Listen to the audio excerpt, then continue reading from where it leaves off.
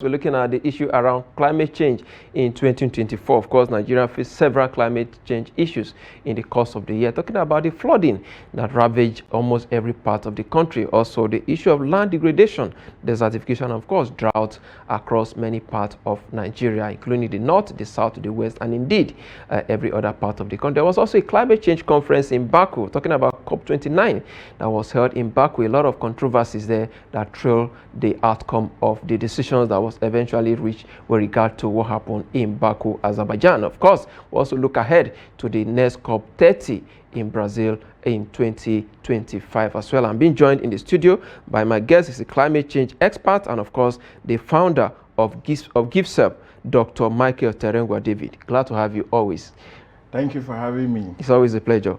And let's start this way, looking at some of the challenges that we saw in 2024, the outgoing year, with regards to climate change. Let's start with the Maiduguri experience. What will you say was responsible for that massive flooding that hit the city of Maiduguri in that period?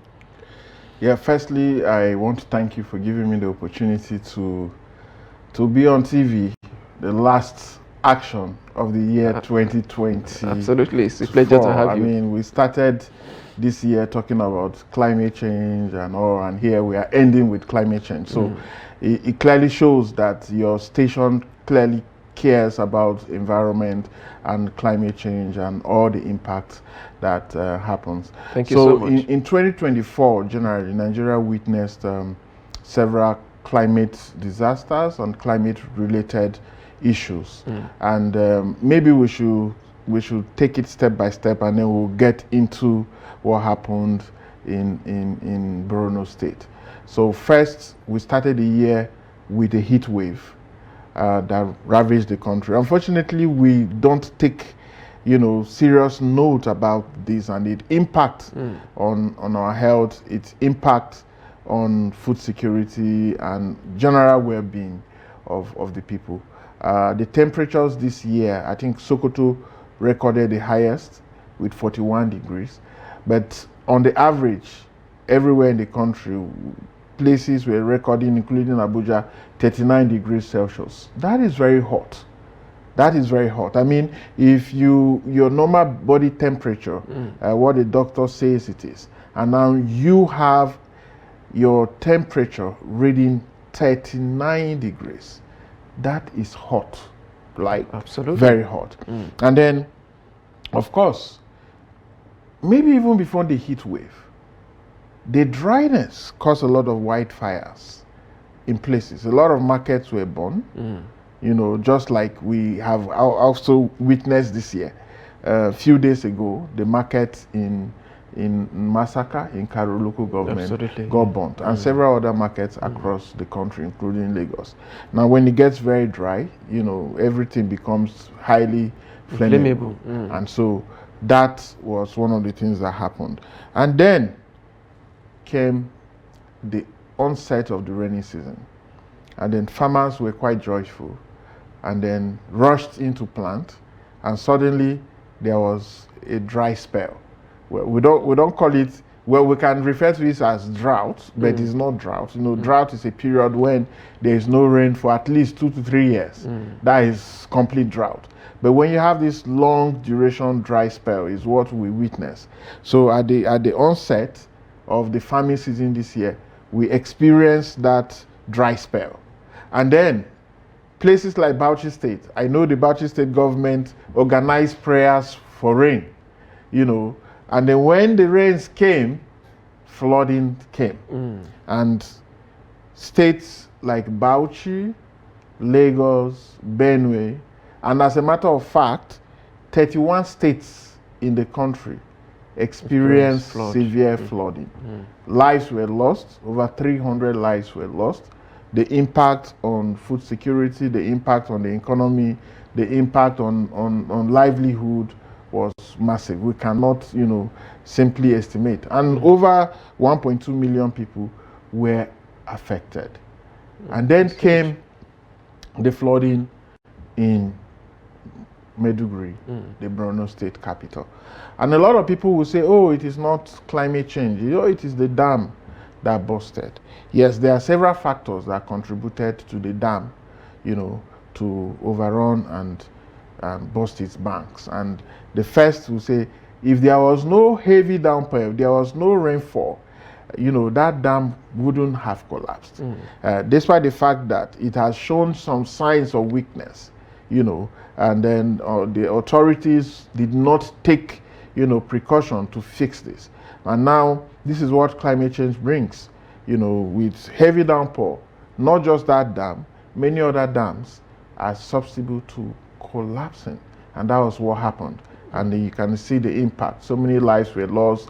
The economy in that part of the country was, brought down and all. So, and then we are ending the year with, the harmattan came with severe dust. I keep saying that we don't take notice of these things. Absolutely. We just live with it like that. I mean, this dust, causes a lot of ill health, for people who are sick, those who are asthmatic, you are supposed to be using like the nose mask just to protect yourself, and of course the wildfires that have ended the year. I won't say wildfires in this case because our forests, we really do not have forest in quote anymore. Absolutely. So taken over by by bandits people, and by so, bandits exactly. and all. So but you have cases of fire outbreaks, being very common around this period. So yes, we have had a big dose of climate, change impact in our country in 2024. Indeed, a very interesting analysis there. Talking about preventive measures, sometimes we get these early warnings from NIMET and some other climate change agencies, but yet we don't seem to take into cognizance some of the these warning signals from some of these agencies. What could you say? Is it that we don't take issues around climate change serious in this part of the country? Because I listened to the governor of Borno State when the issue in Maiduguri did happen. He talked about there was a warning signal at the beginning, but that was not proper response was not given to that warning. That was why we saw what happened. What would you say is responsible for a lackadaisical attitude? Let me use that word to warning signals. So I want to believe that our agencies are doing some efforts. I mean, before now, you will not get those warnings. NIMET was giving, all the warnings that were necessary. But as a matter of fact, people did not take these warnings very seriously. But the question is why? Why were these warnings not taken seriously? And I think that there's a big gap. It is not enough to just hold a press conference in Abuja and issue warnings without downscaling it to the people, using the right channel. Yes, you can come talk on TV, and publish in the newspapers. How many Nigerians read? Absolutely. I mean, where these things happen. So you need to downscale these warnings. But first you need to mark out clearly where are the hot spots. Where is flooding going to happen? Where will the heat wave be? And, several other issues. And then you concentrate your awareness creation and campaign around those areas. And I think that is what has been missing over the years. So, but I'm happy that some steps have been taken, that every year there is rainfall seasonal prediction. The Nigeria Hydrological Agency will issue flood warnings and produce maps. There's usually the flood alert maps that are distributed. But the question is, does it get to the people who are impacted, to the most vulnerable people? Absolutely. And I think that is where the gap really is. And that gap really is in the states. So when you say NIMET is a national agency, right? Okay. So the NAMA as well, the National Emergency Management Agency is also you have the state's own as well. So, but for those ones, to me, it appears as if they are happy when it happens. So they are quick to distribute. Finding a way to relieve materials. Yeah, to distribute relief materials and all. So, but prevention is always better than cure. And the best way to avoid, the best way to manage risk is avoidance.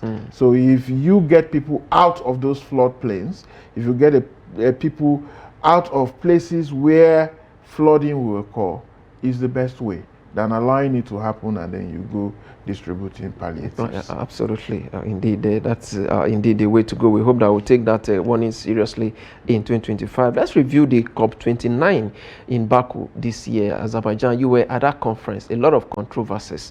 Nigeria rejecting some of the deals that was proposed there. What will you say was the highlight of that conference? We saw the Argentina working out as well. We saw there was something like a reaction to Trump emergency as a president there while the conference was going on. What would you say was the key point from that conference? COP29 had a lot of hope, but unfortunately it turned out to be the way it ended up. But to me, it is just the beginning. It is not the ceiling. And being a climate advocate, what I think was the major missing link for this COP was for the fact that there was total absence of discussion about ending fossil fuels, which to me should be the #1 priority. But unfortunately, it was not even on the agenda. It was not even. We know the cause of climate change. It is fossil fuels. Absolutely. Right. And now for us to end this, or to solve, taking serious steps, is for the world to begin to transition from fossil fuels. Well, let's tell ourselves the truth. No matter how painful it is, I know my country, Nigeria, is dependent on fossil fuels, right? And several other countries. But we know the impact of climate change on our country, not just our country, but the entire world. And there are steps that people are taking slowly to ensure that we transition from fossil fuels. And unfortunately, this was completely missing from the agenda.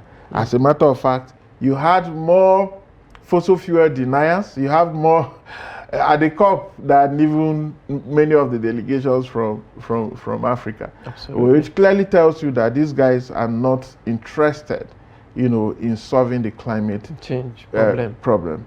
And then we get to the issue of the money. Now, since the Paris Agreement, countries came together and decided that, look, we were going to be contributing $100 billion, every year to help our next two countries, that is developing countries, least developing countries and developing countries, to deal with these issues. But unfortunately, the question is how much of this was released? As a matter of fact, countries like ours never benefited, have not benefited from the Global Climate Fund. Little piecemeal coming here and there from development partners, and what the government is doing. But you look at the impact of climate change on our economy generally, So the 300 billion that was pledged is still a pledge. For the entire countries. For the entire countries, the least developing countries and the developing countries. You see that the amount is actually very small. Absolutely. When we say this, we are not talking of Nigeria benefiting from that amount alone. We are not talking of Africa as a continent. We are also looking at, these small island states that are even the most vulnerable to climate change because some of them are losing their countries already. Absolutely. I know of a small island state called Kiribati. Kiribati has to buy land in another country to house their climate refugees, to show you that sea level rise will wipe away those islands. So most of these resources, that is where it will go, right? You still have some other developing countries in South America and the Caribbean. So by the time you split this amount, which is not even on the table yet, it is still a pledge. Now, this amount is supposed to come in until 2035, but in reality, what is on ground is really not encouraging. Yes, not. Absolutely, it's a worrisome concern there. Also, there is the Trump effect as well that actually caused controversy at the conference, talking about when America pulled out of the Paris agreement as well.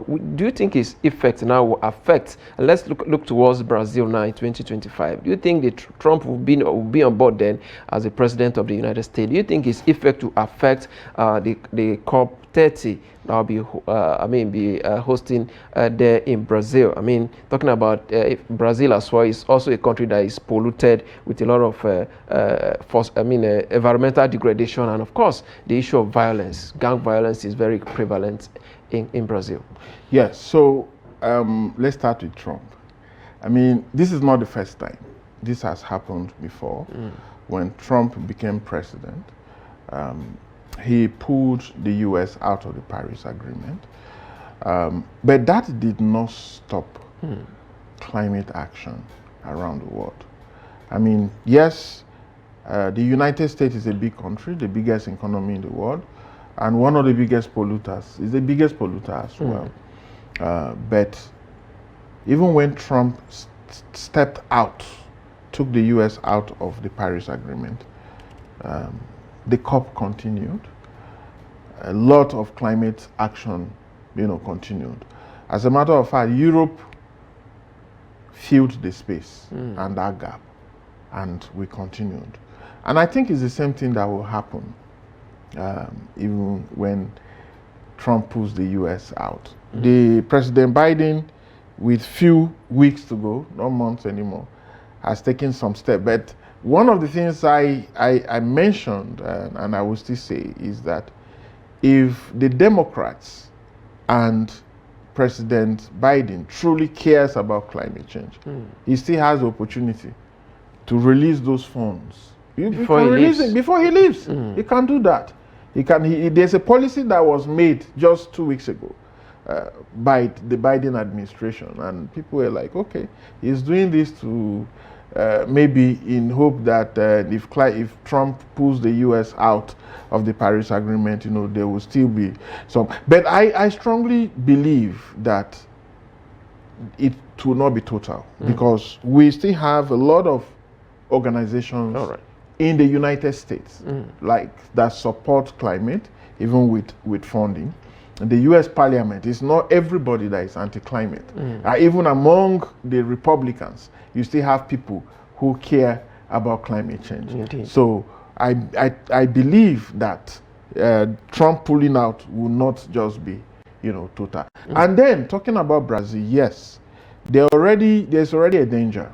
The city that is to host the COP, is quite small. Very, very small. Very small. And when you look at the number of people that attend COP, I think it's Belém or yes, something. Belém, yes.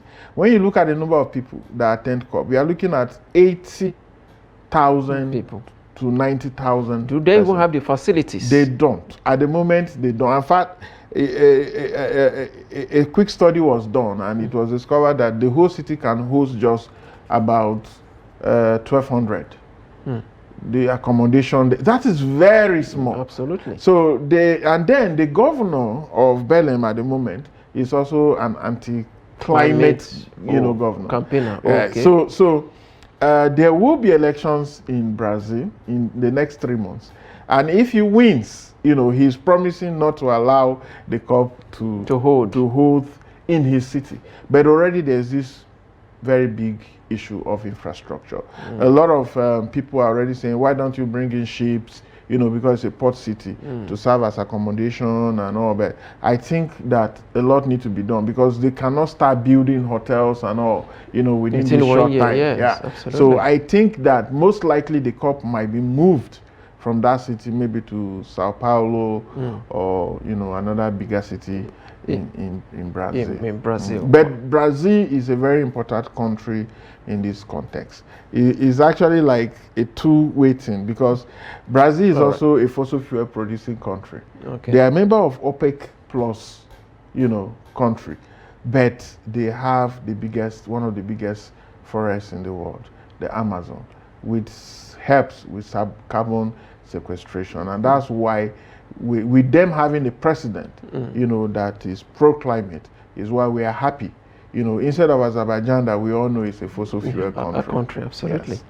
All right, a lot to discuss, but indeed we'll continue this conversation into the new year. Of course, we'll look at what will happen, whether Brazil will eventually host this conference. I must thank you for your time, David. Michael Terungwa David, climate change expert and founder, CEO of GIFSEP. I must thank you for your time. Very good to end the year on a climate change topic like you rightly pointed out at the beginning. Thank you for your time. Thank you so much, and Happy New Year. See you in 2025. All right, thank you so much, sir. So with that, we go on a very quick break. When we come back, we change our attention to a different topic as well. Don't go away.